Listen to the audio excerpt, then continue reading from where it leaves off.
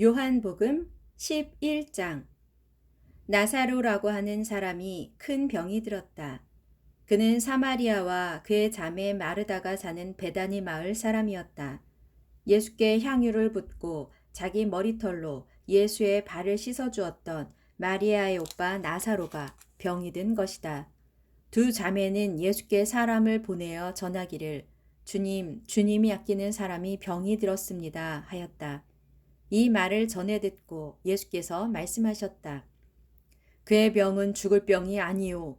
오히려 그의 병을 통해 하나님의 아들이 영광을 받고 또 그 일을 통해 하나님의 영광을 드러내기 위한 것이요. 예수께서는 마르다와 마리아 자매 그리고 나사로를 사랑하셨다. 그러나 그들에게로 즉시 가시지 않고 계시던 곳에 이틀이나 그대로 더 머무르셨다.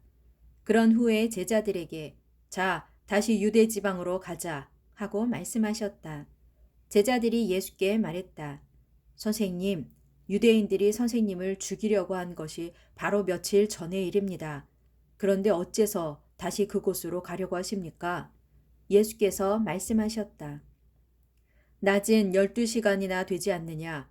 사람이 낮에 걸어 다니면 세상을 비추는 빛 때문에 걸려서 넘어지지 않는다. 하지만 밤에 걸어 다니면 빛이 없기 때문에 걸려서 넘어지기 쉽다. 이 말씀을 하신 뒤에 예수께서 이어 말씀하셨다. 우리 친구 나사로가 잠이 들었다. 자, 이제 내가 가서 그를 깨워야겠다. 제자들이 예수께 말했다. 주님, 그가 잠들었다면 낫게 될 것입니다.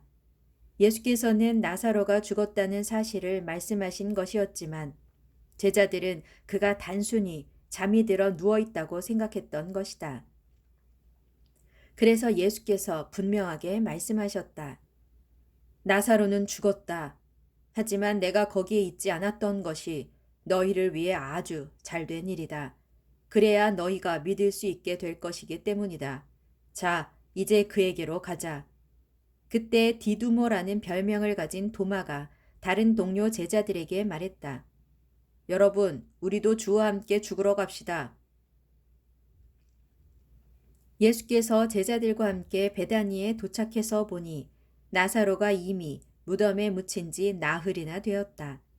베다니 마을은 예루살렘에서 대략 오리가 조금 넘는 가까운 곳인데 많은 유대인들이 문상을 와서 마르다와 마리아를 위로하고 있었다. 예수께서 오신다는 기별을 듣고 마르다가 마중을 나왔다.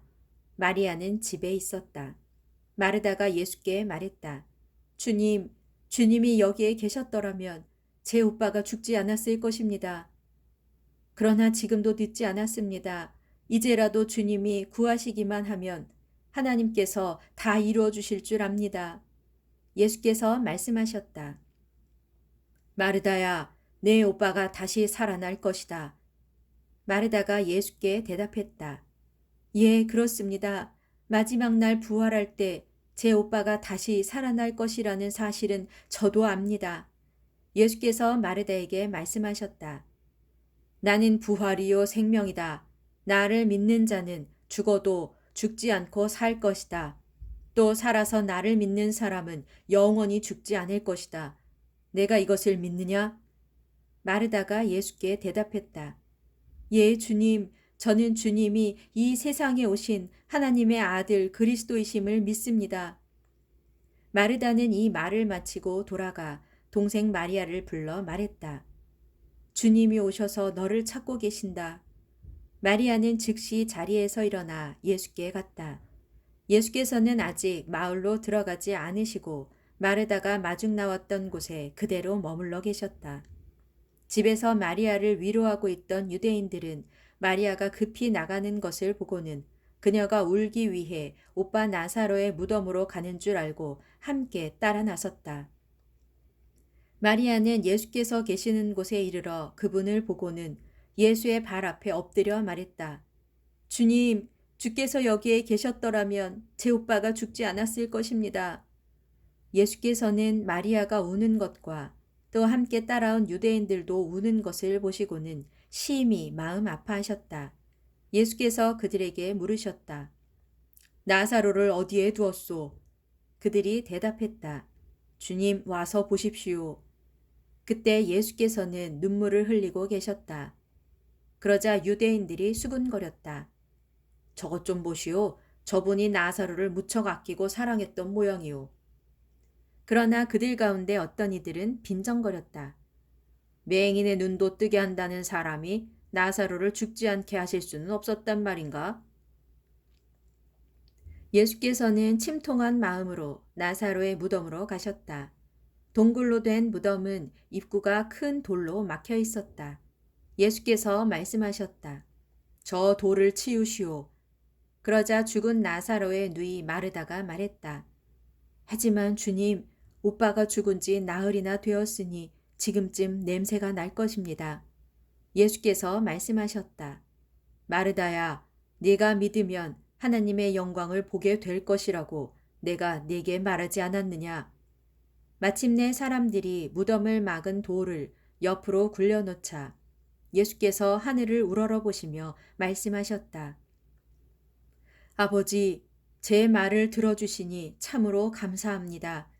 언제나 제 말을 들어주시는 아버지께 새삼 이런 말씀을 드리는 것은 여기 서 있는 사람들로 하여금 아버지께서 저를 세상에 보내셨다는 것을 믿게 하려는 것입니다. 그러고 나서 예수께서는 큰 소리로 부르셨다. 나사로야, 이리 나오너라. 그러자 죽었던 나사로가 무덤 밖으로 나왔다.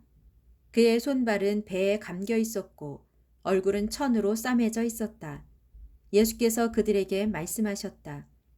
싸맨 것들을 풀어주어 나사로가 자유롭게 걸어 다닐 수 있게 하시오. 마리아에게 문상을 왔다가 예수께서 행하신 이 일을 본 유대인들 가운데 많은 이들이 마침내 예수를 믿게 되었다. 그러나 그들 중에는 바리새파 사람들에게로 가서 예수께서 행하신 일을 일러 바친 사람도 있었다. 대제사장들과 바리새파 사람들은 그 일을 논의하기 위해 공회를 소집했다. 그리고 그들은 말했다. 이 일을 어떻게 하면 좋겠소? 그자가 별별 이적들을 다 행하고 있으니 말이오. 우리가 그자를 이대로 내버려 두면 아마도 온 백성이 그를 따르게 될 것이고 그리 되면 분명 로마 사람들이 쳐들어와서 우리의 땅을 파괴하고 우리 민족을 짓밟을 것이오. 그들 가운데 한 사람인 그 해의 대제사장 가야바가 말했다. 여러분은 정말 그렇게도 모르겠소? 백성들을 위해 이 한 사람을 죽게 해서 민족 전체를 망하게 하지 않는 것이 정녕 여러분에게 유익이 되는 줄을 알지 못하는 것이요? 이 말은 가야바가 제멋대로 하는 말이 아니었다. 그 해의 대제사장으로서 가야바는 예수께서 온 백성을 위해 죽게 될 것임을 예언한 것이다.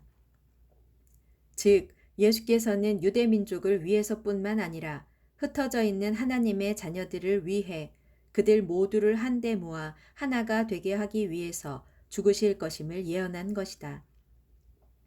그때부터 유대 지도자들은 예수를 죽일 음모를 본격적으로 꾸미기 시작했다. 그래서 예수께서는 더 이상 드러내놓고 공공연히 다니시는 일을 중단하시고 예루살렘을 떠나 광야가 인접해 있는 에브라임 지방으로 가셔서 제자들과 함께 거기서 지내셨다. 유대인의 명절인 유월절이 가까워오자 많은 사람들이 유월절 전에 정결 예식에 참여하려고 시골에서 예루살렘으로 올라왔다.